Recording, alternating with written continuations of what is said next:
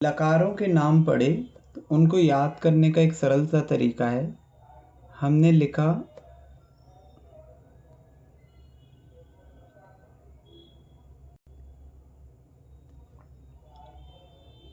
लट। अब ला में हम सारी ह्रस्व मात्राएं लगा देंगे एक एक करके। लिट, ई लगाया, फिर ऊ, लुट, फिर री, लिट, और फिर दीर्घ ओ, लोट। इसी प्रकार लंग लकार, फिर ई की मात्रा लगा दी तो लिंग लकार, और फिर लुंग लकार और लिंग लकार। अब जो आपका लिंग लकार है इसके दो भेद हो गए। एक हो गया विधि, तो इसको कहेंगे विधि लिंग लकार, और एक हो गया आशी, तो ये हो जाएगा आशी लिंग। तो टोटल 10 हो जाएंगे, 1 2 3 4 5, और ये 4 में लिंग लकार के दो भेद, तो ये टोटल 10 लकार हो जाते हैं विधि लिंग और आशी लिंग। विधि लिंग जो कि क्या कहते हैं, बताता है कि कैसा किया जाता है ना, विधि क्या है, ऐसा होना चाहिए। और आशीलिंग आशीर्वाद आदि के रूप में प्रयोग होता है। तो आज हम विधि लिंग देखते हैं कि विधि लिंग के रूप कैसे चलेंगे। पठ धातु के हम विधि लिंग के रूप देखेंगे।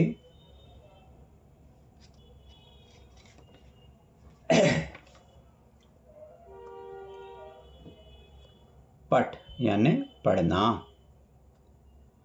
इसके रूप कैसे चलेंगे। पठेत,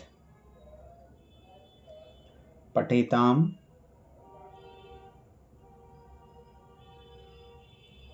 पठेत, पठेताम, पठेयुः,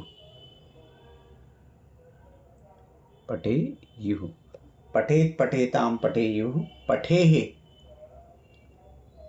पठेः, पठेतम, पठेत, पठेतम, पठेत। यहाँ ता पूरा रहेगा, इसमें हलंत नहीं रहेगा। प्रथमा अन्य पुरुष के एक वचन में हलंत है और मध्यम पुरुष के बहुवचन में हलंत नहीं है। फिर पठेयम उत्तम पुरुष में, पठेव और पठेम। पठेत, पठेताम, पठेयुः, पठेः, पठेतम, पठेत, पठेयम, पठेव, पठेम। ठीक है। सह पठेत, उसे पढ़ना चाहिए। पठेः, त्वम पठेः, तुम्हें पढ़ना चाहिए। ठीक है, तो चाहिए आदि के अर्थ में ये निकलता है। एक धातु के और ले लेते हैं हम, भव का ले लें। भवेत, भवेताम,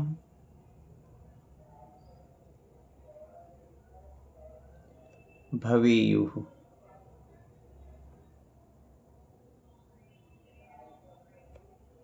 भवेः,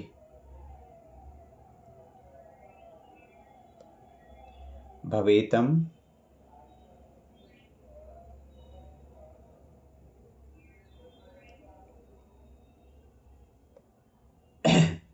भवेत, सॉरी, भवेत, भवेयम,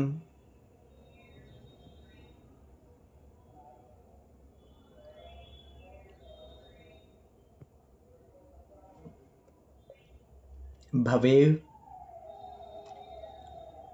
और भवेम। ठीक है, तो इस प्रकार से ये विधि लिंग में चले।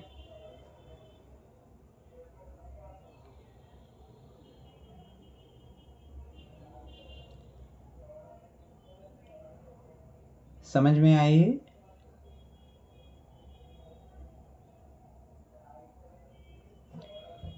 इनमें धातु के पीछे क्या जुड़ गया?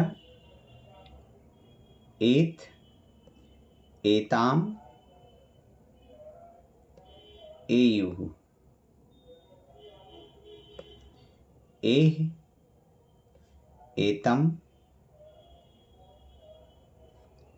एत,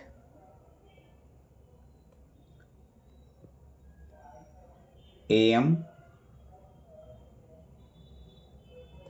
एव और एम। ये सभी के पीछे जुड़ गया, ये जुड़ गया तो फिर ये विधिलिंग के रूप कहलाएंगे।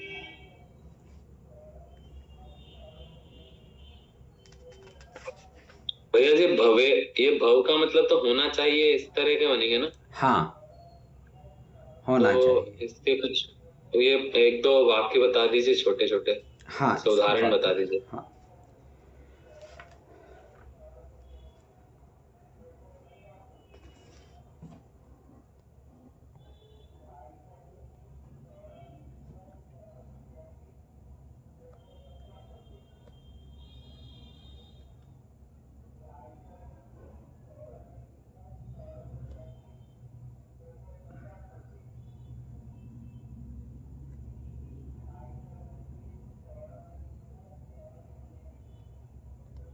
राम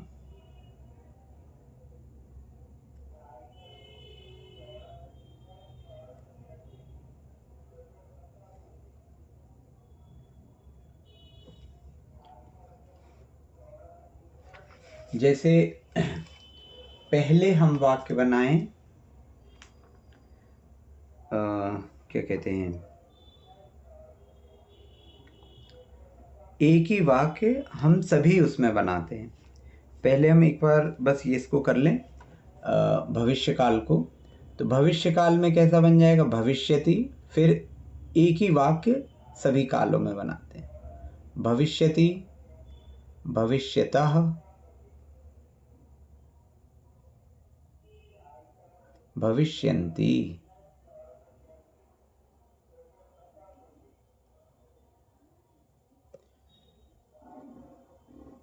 भविष्यसि,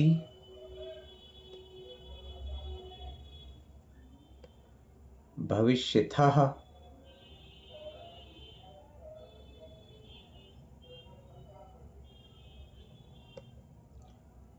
भविष्यत्,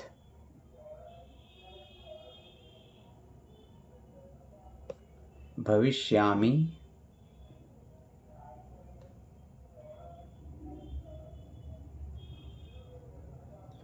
भविष्यावः,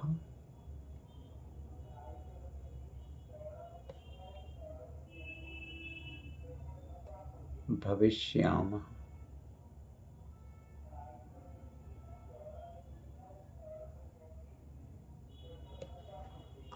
भविष्यति, भविष्यतः, भविष्यन्ति, भविष्यसि, भविष्यतः, भविष्यत्, भविष्यामि, भविष्यावः, भविष्यामः, है ना। ये भविष्य काल के रूप में हुआ। इसी प्रकार का एक और देखें, भविष्य काल। भैया जी इस लकार का नाम क्या है? लिट, ला मेरी की मात्रा लिट। जैसे पठ के देखें तो पठिष्यति, पठिष्यतः,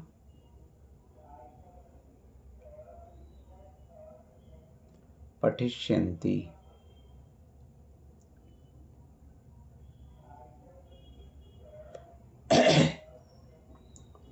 पठिष्यसि, पठिष्यथः,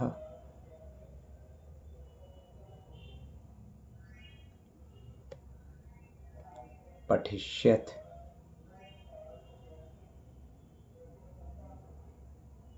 पठिष्यामि,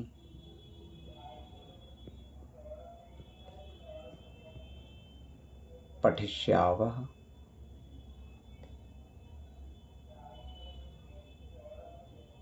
पठिष्यामः।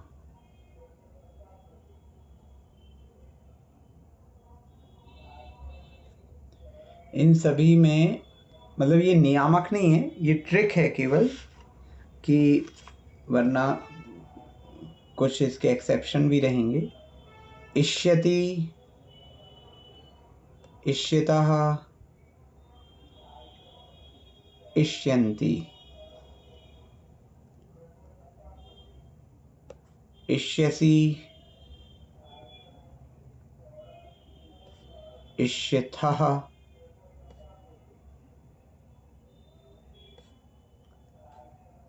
इष्यथ, इष्यामि, इष्यावः, इष्यामः। इस प्रकार ये पीछे जुड़ गया है। इष्यामि, इष्यावः, इष्यामः। ये मतलब बहुत सी धातुओं के लिए ट्रिक है, सभी के लिए ये लागू नहीं होगा, लेकिन बहुत सारी धातु इससे कवर अप कर सकते हैं। आगे और भी पढ़ेंगे जिनमें ये प्रयोग नहीं होता। तो इस प्रकार ये लिट लकार होगा जिसमें भविष्य का बोध होगा। ठीक है, तो हम धातुओं के भूतकाल, भविष्यकाल, वर्तमान काल, विधिलिंग और लोट लकार अर्थात आज्ञावाचक देख सकते हैं। ठीक है, अब हम आते हैं उदाहरणों पर। यहां तक किसी को कोई प्रश्न?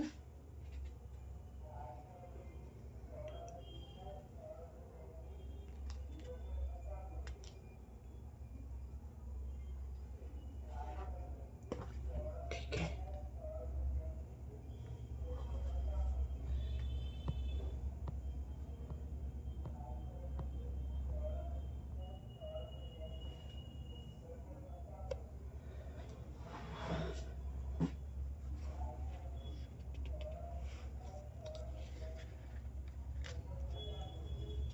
आगे चलें। किसी को कोई प्रश्न है?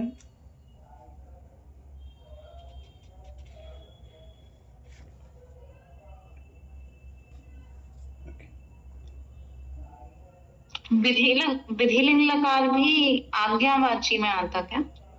विधिलिंग में चाहिए अर्थ का बोध होता है, तो विधिलिंग विधि भी बताएगा और आज्ञा भी बताएगा, तो दोनों प्रकार से उसका प्रयोग हो सकता है। ये प्रसंग पर निर्भर करेगा कि किस रूप में उसे बोला जा रहा है। जी जी। ठीक है, तो लिखने में तो एक सा ही लिखा जाएगा, लेकिन अर्थ क्या निकालना है तो वो आगे पीछे का प्रसंग देख के देखा जाएगा। और जब बोला जा रहा है तो बोला जा रहा है तो किस तरह से बोला जा रहा है उस पे डिपेंड करेगा कि ये आज्ञा दी जा रही है या विधि बताई जा रही है। ठीक है,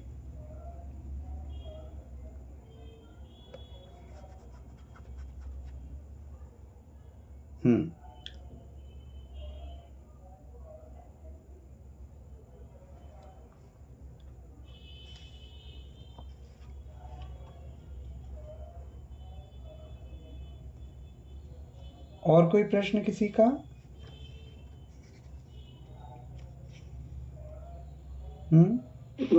कल आज्ञावाचक तो कल भी हमने करे थे, लोट तो लकार, इसमें आज्ञा अलग तरह की।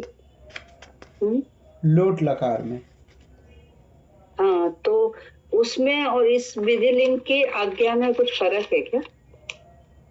नहीं, लोट लकार पूरी तरह आज्ञा ही रहेगा। विधिलिंग में जैसे कि आपने किसी से कहा कि तुम्हें पढ़ना चाहिए इस समय, तो आज्ञा तो नहीं दी जा रही, लेकिन एक प्रकार से ये कई बार आज्ञा के रूप में भी रहता है कि तुम्हें ऐसा करना चाहिए। जो पोलाइट वे में रहता है तो विधिलिंग का प्रयोग कर लिया जाता है, आपको ऐसा करना चाहिए। जैसे मैं कहूँ कि आप सभी गृह कार्य कीजिए, और मैं ये भी बोल सकता हूँ कि आप लोग की जिम्मेदारी है कि आप सभी अपना गृह कार्य करें, तो ये मैंने विधिलिंग में बोल दिया। तो हमें कोशिश करनी चाहिए, मतलब जो सामान्य से एक अच्छी भाषा होती है, उसमें विधि लिंग का प्रयोग किया जाता है, ना कि लोट लकार का। ठीक है ना? ठीक। हाँ, जैसे आप अगर अपने से छोटों से बोल रही हैं तो आप क्या कहेंगे? चलो अब यहाँ से चलते हैं, है ना? और आप अपने से बड़ों से बोल रहे हैं तो आप ये कहेंगे अब हमको चलना चाहिए। आप उनसे नहीं बोल सकते कि चलो, लेकिन आपका तात्पर्य दोनों में यही है कि अब चलो, है ना? तो विधिलिंग में आप उसी चीज को पोलाइट वे में कर सकते हैं। अब जैसे हमें चलना चाहिए, समय हो गया है, अब हमें चलना चाहिए, तो चलना चाहिए, अब ये ऐसा थोड़ी है कि किसी कार्य की विधि बताई जा रही है। ये आप सामान्य से एक रिक्वेस्ट टाइप की है आपकी कि अब ऐसा कर लेना चाहिए, है ना? अब हम कुछ वाक्यों का प्रयोग करते हैं। ठीक है? सह पठति, सह पठति वह पढ़ता है। ठीक है, ये तो आप लोगों का पढ़ा ही हुआ है। सह पठति वह पढ़ता है। फिर इसके बाद हम कह रहे हैं सह पठतु वह पढ़े, आज्ञा दे रहे हैं। पठतु वह पढ़े। त्वम पठसि तुम पढ़ते हो। त्वम पठ तुम पढ़ो। सह अपठत सह अपठत, सह अपठत का क्या हो जाएगा? उसने पढ़ा भूतकाल में। इसका क्या था? वह पढ़े, आज्ञा में तुम पढ़ो। ठीक है?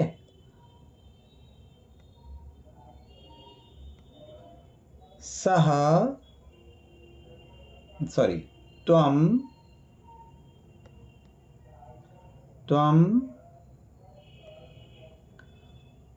अपठः अपठः तुमने पढ़ा, भूतकाल का हो गया ये। तुमने पढ़ा।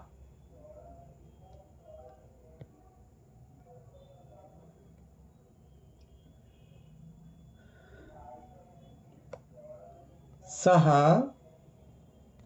विधिलिंग में सह पठेत,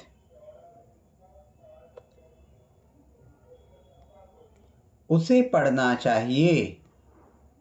अब वह पढ़ना चाहिए तो कहेंगे नहीं, तो उसे पढ़ना चाहिए।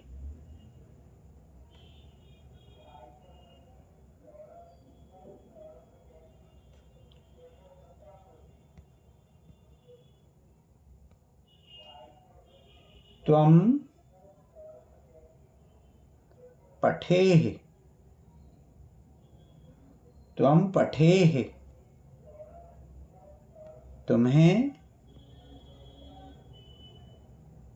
पढ़ना चाहिए।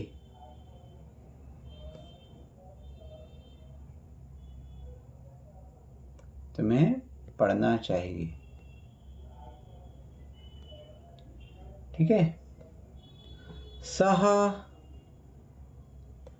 पठिष्यति त्वं पठिष्यसि।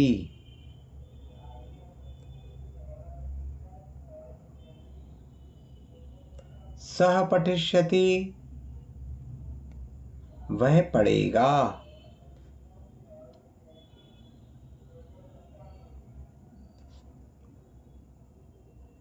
त्वं पठिष्यसि, तुम पढ़ोगे। ठीक है, तो इस प्रकार ये हमने पांचों में प्रयोग किया। 2-3 धातुएं और ले लेते हैं। ये समझ में आया? सह पठति, सह पठतु, सह अपठत, सह पठेत, सह पठिष्यति। इसमें किसी को कोई प्रश्न?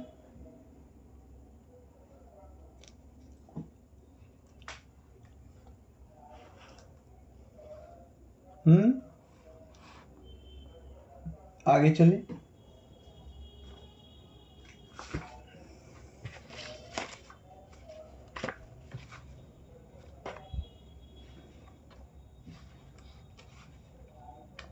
कोई प्रश्न किसी का? आगे चलें। ओके।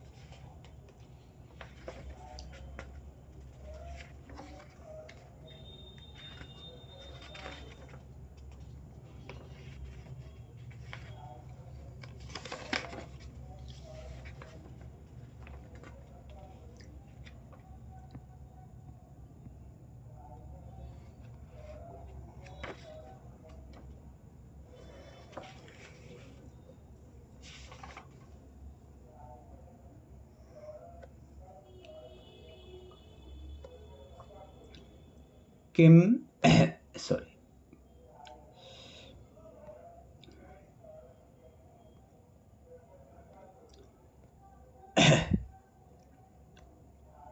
किम भवति, किम भवति, क्या हुआ। किम भवतु, किम भवतु, क्या। अब भवतु क्या होगा? भवतु हो गया आपका लोट लकार, है ना? तो लोट लकार हो गया, तो क्या हो, है ना? किम, किम अब आप लिखते जाइएगा। किम, लेकिन भवतु मतलब आज्ञा में क्या हो, इसमें क्या आज्ञा हुई? मतलब आज्ञा मांगी जा रही है। किम भवतु, क्या हो, है ना? अभवत, क्या हुआ। यहाँ पे सॉरी, क्या हो रहा है, ये वर्तमान काल है।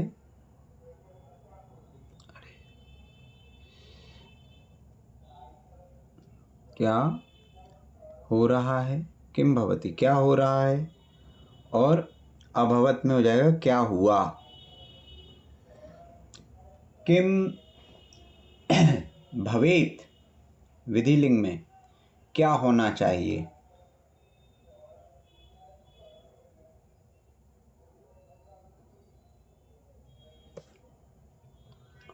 किम भविष्यति,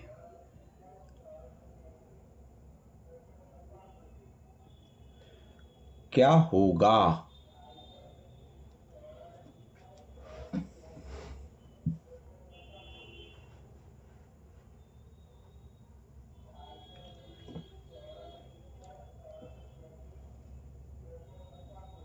जैसे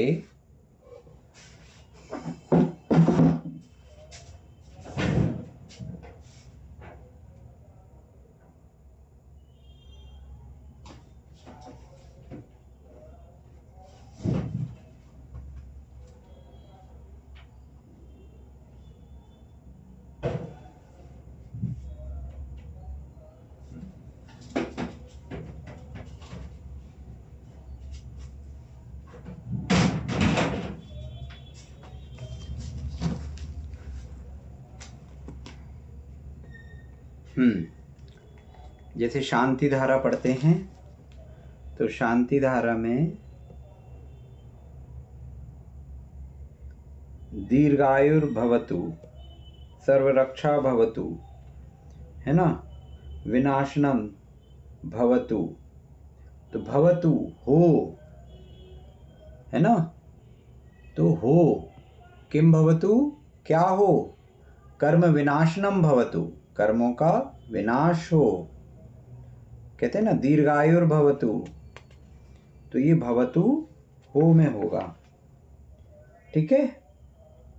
सर्वदिशागत विघ्न विनाशनम भवतु, अक्षिरोग विनाशनम भवतु, शिरोरोग विनाशनम भवतु, ज्वरादि रोग विनाशनम भवतु, तो इनका विनाश हो।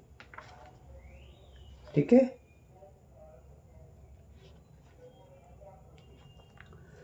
और इस प्रकार के देख सकते हैं कई उदाहरण।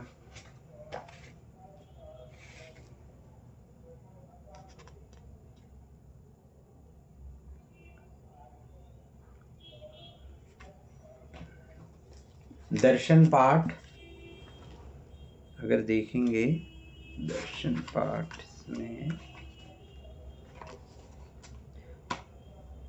दर्शनम देव देवश्यम वाला है ना।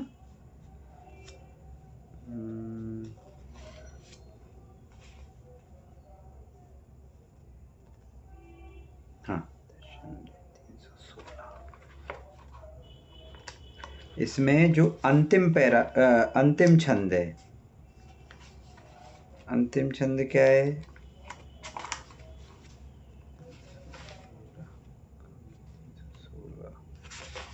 अद्याभवत् सफलतानंद। हाँ, अद्याभवत्,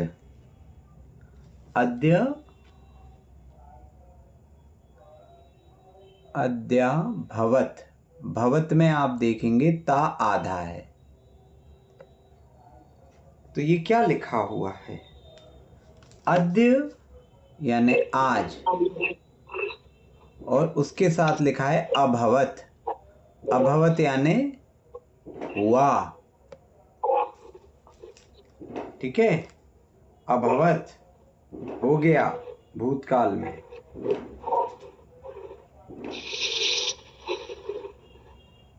ठीक है। नयनद्वयस्य, नयनद्वय दो नयन, नयनद्वयस्य, नयनद्वयस्य क्या हो गया आपका? नयन द्वय, पहले नयनद्वय क्या हुआ? दो नयन, और इसमें स्या लग गया षष्ठी विभक्ति, यानी दोनों नेत्रों की सफलता, सफलता लिखा है तो अद्याभवत्, अद्य अभवत् सफलता नयनद्वयस्य, तो अद्य नयनद्वयस्य सफलता अभवत्। किसी का म्यूट नहीं है, प्लीज म्यूट कर लीजिए। हाँ, अद्य नयनद्वयस्य सफलता अभवत्, आज दोनों नेत्रों की सफलता हुई, अभवत् भूतकाल। ठीक है, समझ में आया? तो आज बोल रहे हो और फिर भूतकाल में कैसे बात हो रही? अरे आज हो गई, आज दोनों नेत्रों की सफलता पूर्ण हो गई, कार्य पूर्ण हो गया। आज तो हम ये बता रहे हैं, जैसे आपने पूछा तुमने पूजा कर ली, आज विधान पूरा हो गया, तो कार्य पूरा हो गया है, आज ये कार्य पूर्ण हो चुका है, इसलिए भूतकाल है। भूतकाल से तात्पर्य ये नहीं है कि कार्य आज हो रहा कल हो रहा, कार्य पूर्ण होने के बाद अगर कार्य के विषय में कहा जा रहा है तो वो भूतकाल है। जैसे आपके यहाँ मेहमान आए, आपने कहा आज हमको बहुत खुशी हुई कि आप लोग आए। अभी कक्षा पूरी हो जाएगी, फिर आपसे कोई पूछेगा आज कक्षा लगी थी, पूछेगा कि नहीं? कि ये पूछेगा आज कक्षा लग रही है। अगर हम पूछ रहे हैं आज कक्षा लगी थी, तो आज भी बोल रहे हैं और थी भी बोल रहे हैं, मतलब कक्षा लग चुकी है, लेकिन आज का दिन जो है वो समाप्त नहीं हुआ है, अभी अवधि तो आज की ही चल रही है ना। समझ में आया जी? हाँ, तो दोनों नयनों की सफलता हो चुकी। आज मेरे दोनों नयन सफल हो गए। ठीक है,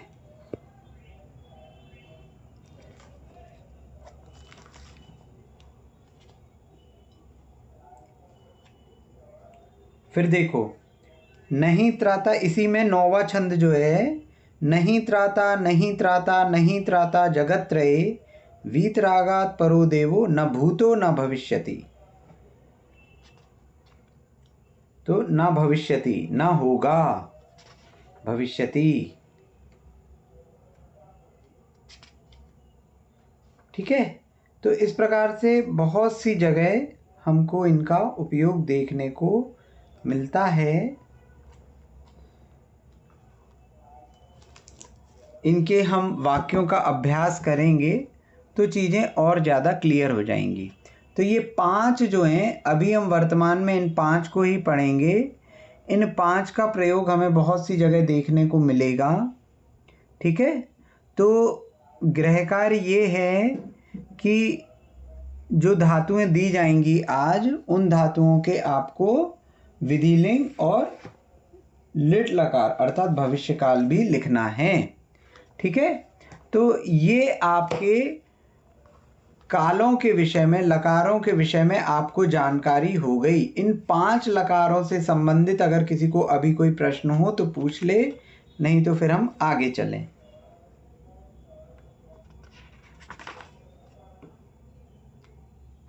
आगे चलें, ठीक है। अब हम थोड़ा सा वापस आते हैं पेज नंबर 8 पे। पेज नंबर 8 पर वापस आ जाएं। पेज नंबर 8, पेज नंबर 8 में हमने ईकारांत स्त्रीलिंग शब्दों को पढ़ चुके थे और कुछ अव्यय को हम पढ़ चुके थे। अब यहाँ पर अनुवाद सहायक नियम दिए हुए हैं। अनुवाद करने में जो नियम सहायक होते हैं उन नियमों को पढ़ते हैं।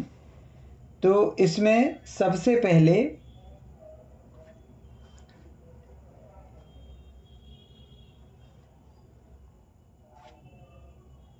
तीसरा नियम देख रहे हैं।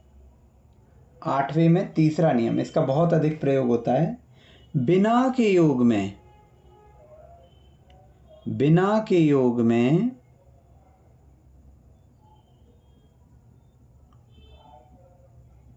द्वितीया, तृतीया,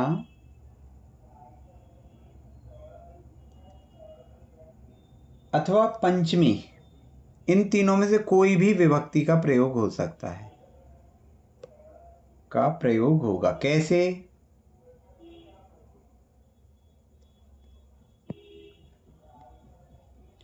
जैसे रामम बिना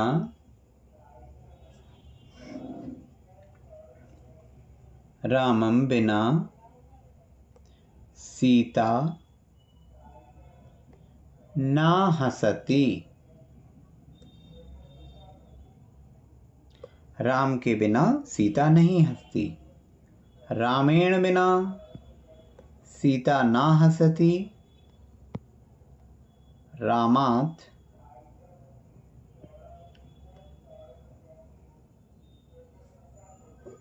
बिना सीता ना हसती।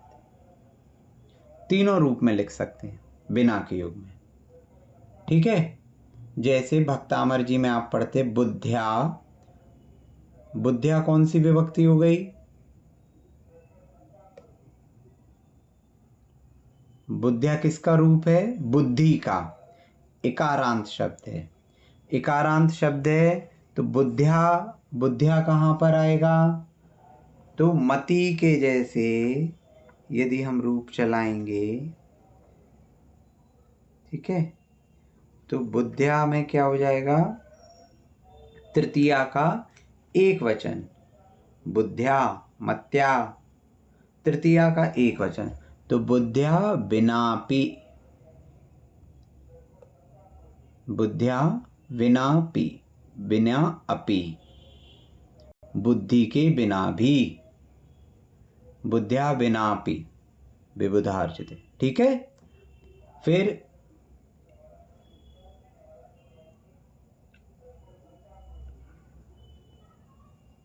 धनेन बिना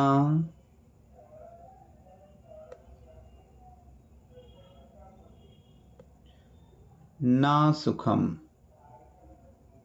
धन के बिना सुख नहीं है। ठीक है, तो इस प्रकार हम द्वितीया विभक्ति का भी प्रयोग कर सकते हैं, तृतीया विभक्ति का भी प्रयोग कर सकते हैं और पंचमी विभक्ति का भी प्रयोग करा जा सकता है।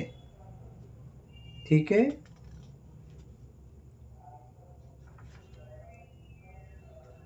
कोई प्रश्न यहाँ पर?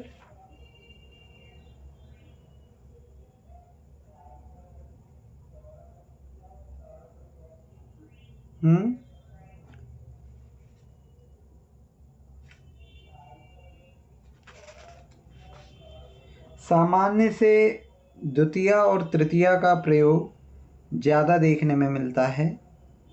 पंचमी का प्रयोग बहुत रेयरली ही कहीं पे होता है, तो द्वितीया और तृतीया का प्रयोग अधिकतर इसमें किया जाता है। ठीक है भैया जी धन की पंचमी क्या लिखी हुई है यहाँ पे? धन की पंचमी कहाँ लिखी मैंने? नहीं, यहाँ पे इसमें क्या, जैसे धनम, धनेन और धनात्वा, कुछ ये तीसरे नियम में नीचे उदाहरण, मतलब आपने नहीं लिखा है, किताब में लिखा है। पुस्तक में जो लिखा है ना, पुस्तक में लिखा है धनम, ये हो गई द्वितीया, फिर वो कह रहे हैं धनेन, ठीक है, ये हो गई तृतीया, फिर लिखा है धनात, फिर लिखा है वाह यानी अर्थात या इनमें से एक, तो धनात या। अच्छा, तो ये जुड़ गया तो इसकी संधि होके ये दा हुआ, धनाद्वा ऐसा हो गया है, वो धनात्वा लिखा हुआ है। ठीक है, ठीक, ओके। तो यहाँ तक आपका हो गया। अब मैं कुछ वाक्य भेजूंगा और कुछ शब्द, तो जो धातुएं आज दी जाएंगी तो उनके आपको पांचों लकारों में धातु रूप लिखना है। ठीक है, तो उसको कर लीजिएगा। एक एक नियम हम सभी पढ़ते चलेंगे। एक्चुअली क्या है कि आपके लकार और ये अनुवाद संबंधी नियम, ये दोनों, वरना नियम बहुत सारे हो जाएंगे, तो एक एक दो दो नियम और ये लकार, ये दोनों चीज़ें होती जाएंगी, तो आपका आराम से ये हो जाएगा। अभी हमने जो धातु रूप देखे हैं तो वो धातु रूप देखे हैं भवादिगण के जो एक ही प्रकार से चलते हैं। सभी धातु रूप इस प्रकार से नहीं चलेंगे, कुछ धातु रूप अलग प्रकार से चलेंगे, तो उनको भी हम आगे धीरे धीरे करके देखेंगे। धातु रूप आप लोग लिखते जाइएगा। इसकी जितनी ज़्यादा प्रैक्टिस आप लोग करेंगे उतनी ही ज़्यादा इन पे मतलब कमांड आएगी, क्योंकि ये आपको याद ही करना पड़ेगा। ठीक है, तो इसको आप याद करने की कोशिश कीजिएगा। थोड़े से ज़्यादा हैं लेकिन धीरे धीरे याद करेंगे तो हो जाएगा। बोधि समाधि परिणाम विशुद्धि स्वात्मोपलब्धि शिव सौख्य सिद्धि चिंतामणि चिंतित वस्तु दाने तामंद मानस मानस द्वादशांग चिन्वाणी माता की। सभी को जय जिनेन्द्र।